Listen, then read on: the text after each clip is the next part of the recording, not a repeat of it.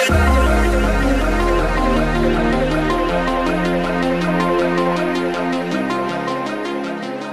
it going, everybody? Welcome to General Hospital Envy, my GH after show. I'm so sorry that I'm coming at y'all so late tonight, but let's get into it. The Webbers are certainly having an interesting week. I mean, between the stuff going on at Elizabeth's house and, of course, the sex tape drama. So let's discuss. At the start of this week, Elizabeth and Portia were actually butting heads at work. Portia's obviously been very distracted by what's going on with Trina, and she forgot to do something important that prevents Elizabeth from continuing to be able to do her job properly, and Elizabeth called her out on it, and Portia snapped back, but they did hash it out, so that's good. Let me just quickly go off of the Webbers for just a split second and talk about how Portia has been on edge the whole week.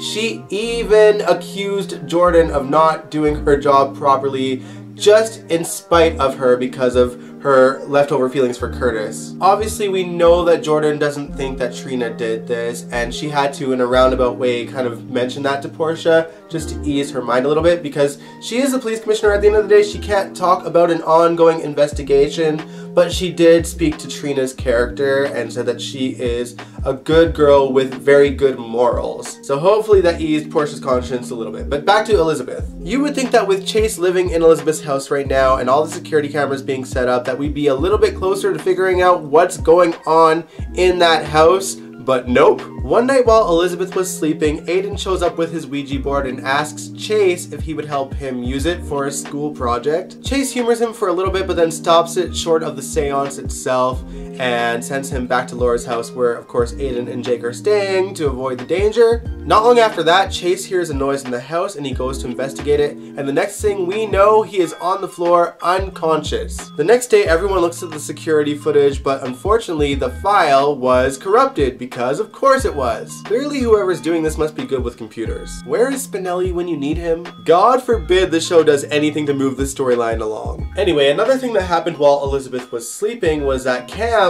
was arrested and thrown in jail. Let's discuss why. As you guys know, Cameron was less than thrilled that Spencer let him in on his plan to take down Esme, because it puts Cameron in an awkward position with Joss and Trina, and when Joss and Trina are trashing Spencer, Cameron feels like he has to go jump on Spencer's defense, which of course confuses Joss and Trina. Cameron was actually about to come clean to Joss and Trina as to what was going on, but then of course Spencer walked in and prevented him from doing so, and he did it in such a way that insulted Jocelyn, so Cameron threw a punch at him, and of course Rory, the new cop, happened to be there at the time. Spencer shows up and then he punches the cop accidentally, but watch the episode for yourselves and let me know if you think it was an accident. Suffice to say, both guys got arrested, and Cameron's one phone call was to Finn, and Spencer's of course was to Laura, the mayor of Port Charles of course, and his grandmother. Rory was definitely surprised that the boys that he arrested happened to be the grandsons of the mayor of Port Charles. His reaction was pretty funny. Spencer decided to not press charges against Cameron, and Rory decided not to press charges against Spencer, so both boys were let go. There were definitely some funny scenes of Spencer trying to apologize to Rory and Laura trying to be in the background whenever he would say something stupid and just be like,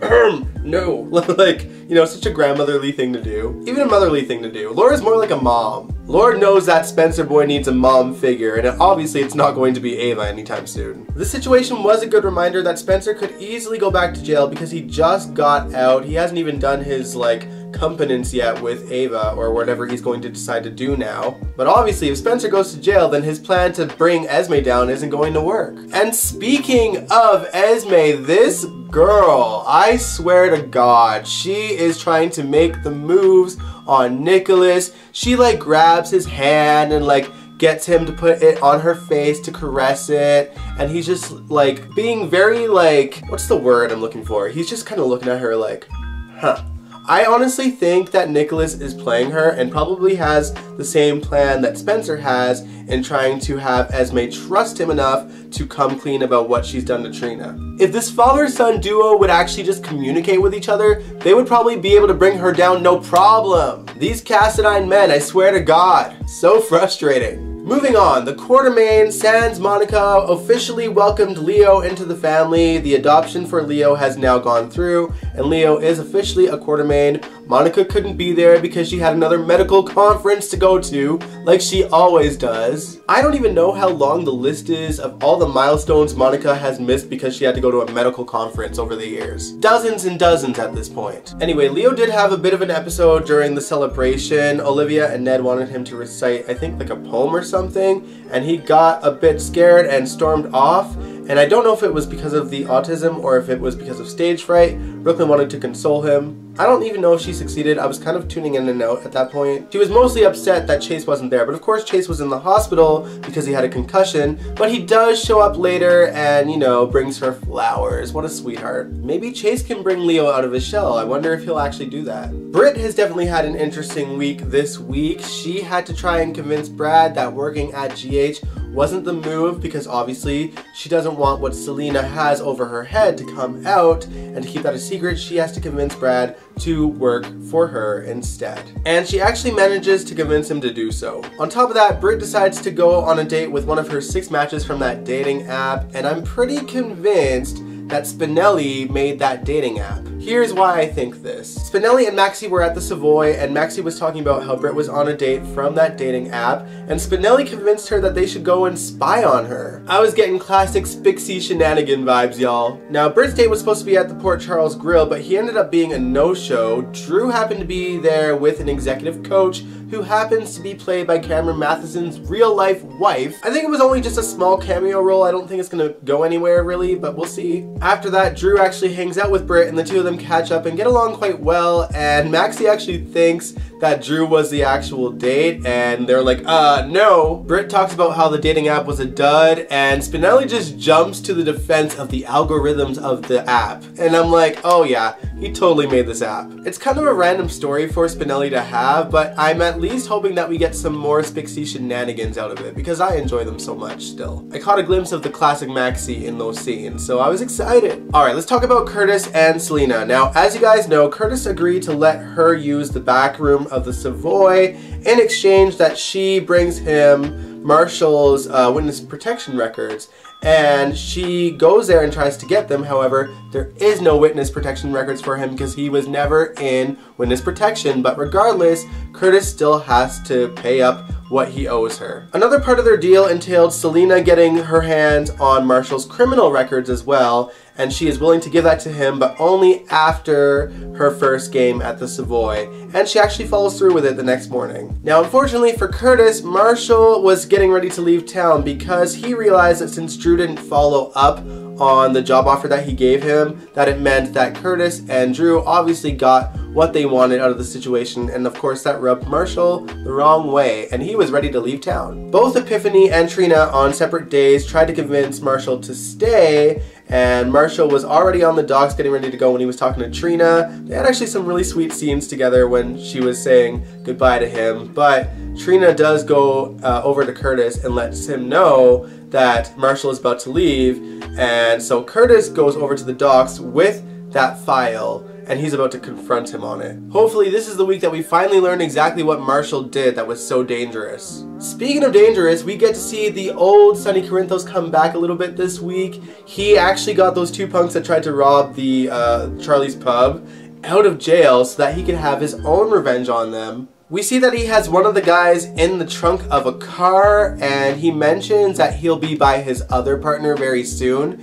They don't really say what Sonny did, but I feel like they heavily imply that he might be taking a trip to the Pine Barrens. It's so stupid. Like, Sonny and Nina were at the Port Charles Grill, and he gets the phone call about the guy in the trunk and like leaves Nina hanging, and then just like comes back, and she's just there like waiting, like, oh, it's fine, and it doesn't seem to register with her what he may have done. She's sitting there like, you don't need to keep secrets from me, I know the real you, whether that's Mike or Sonny Corinthos, and I'm like, girl, stop. You don't know shit, Nina. Valentine Cassadine is back in town after his secret mission to frame Jennifer Smith for stealing the Ice Princess, and of course he's covering his ass. It turns out that whatever Victor has planned for the Cassadine family, Valentine is definitely on board with it. and is willing to do whatever it takes to solidify his family's power. Apparently, Valentine also sent Charlotte to boarding school to avoid this whole mess. Anna and Felicia debrief Robert and Laura on the French Polynesia situation, and they talk about how Jennifer Smith was arrested and that the WSB thinks the case is closed.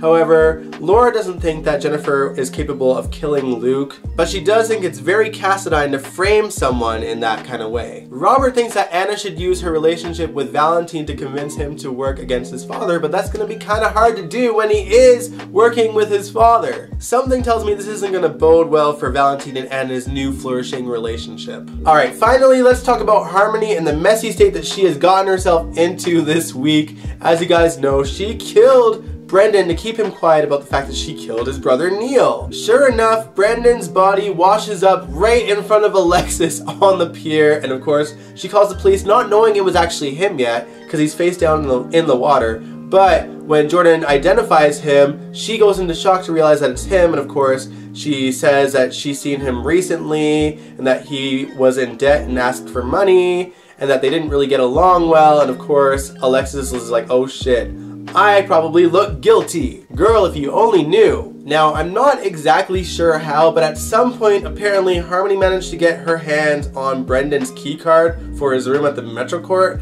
and she sneaks into his room and steals the files that he had of Neil's. She puts them in her purse and decides to get absolutely hammered at the Metrocourt restaurant, where Alexis eventually finds her. Sam and Carly see her in a drunken state as well. Alexis drives her home, and Carly agrees to drive Harmony's car back to Alexis's house a little bit later. Harmony is still very drunk at Alexis's house, and when Carly shows up, she actually mentions to Carly that Willow isn't family, or she says it, and of course that just confuses Carly. We don't really get a follow-up from that, but the next morning when she is more sober, Alexis asks her what had her so scared and in that state last night, and she comes up with an excuse that it has to do with the whole Nina versus Willow and Michael thing. Alexis reveals to Harmony that the article is going to be in The Invader, and Harmony gets angry and says that she needs to kill the story because she owes her. Alexis doesn't think it's right that she asks her to do that, and she leaves the house to go to work, and then Harmony decides to take the files and tries to burn them in Alexis's fireplace,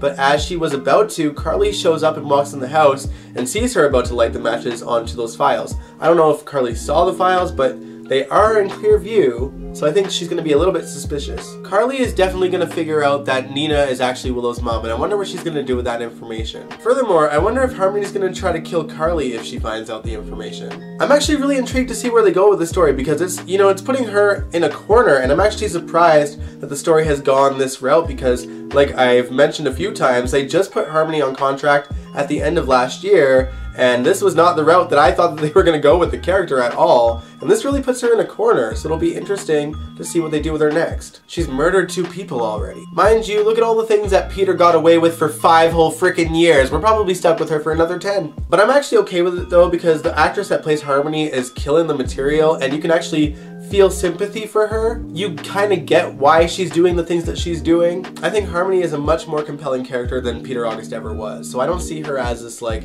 serial killer. I see her as a desperate woman in a desperate situation. But what do you guys think? Let me know in the comments below. And on that note, I'm gonna end the video here so I can edit it for y'all and get it out. I'm so sorry again that it's up so late tonight, guys, but this Wednesday I am back with a live stream. We will watch some classic clips, but I think it's gonna more so be a hangout session to catch you guys up and catch up with you guys, because obviously we don't get to talk much on these Sunday chats, you know, because we're kind of talking about the show. But now we'll be able to hang out and catch up on each other's lives and see what we've all been up to this month. So stay tuned for that, and if you liked this video here, give it a big old thumbs up, subscribe if you want to, and I will catch you guys next time. Peace out.